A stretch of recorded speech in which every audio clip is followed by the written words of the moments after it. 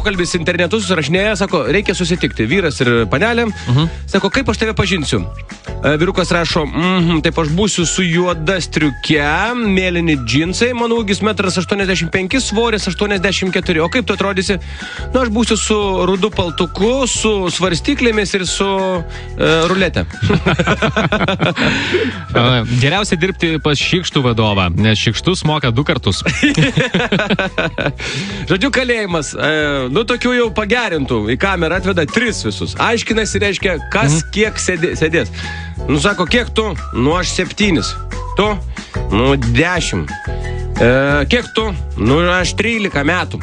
Tai gerai, reiškia, tu, kur 7, sėdės prie durų, tu anksčiau išeisi, patogiau bus.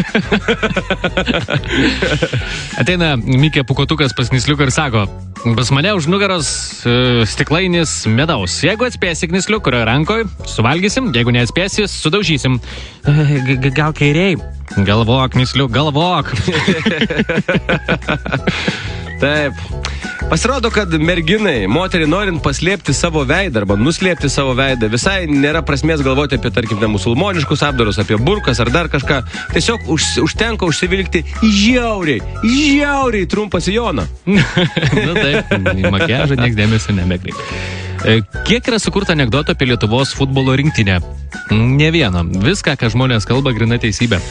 Vakar girdėjau dar tokį pranešimą apie tai, kad aplenkė iš vis nykštukinė šalis Lietuva ir Lietuva ten jau 120 ar 30 kelintoj vietoj pasaulyje. Nu gal dugnas ir atsispirsim. Draugeliai, šnekasi, sako, Rapolai, aš nesuprantu, bet sako, tu man paaiškink, kam tau mašina yra, tu gyveni, sako, centre, senamiestė, pačiam darbas tavo prie pat, kam tau mašina reikalinga?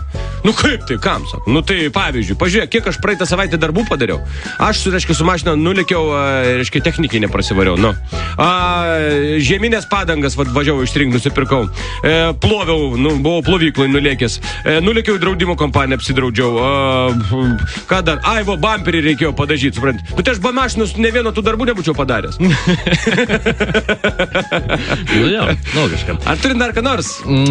Taip, dar vieną turiu.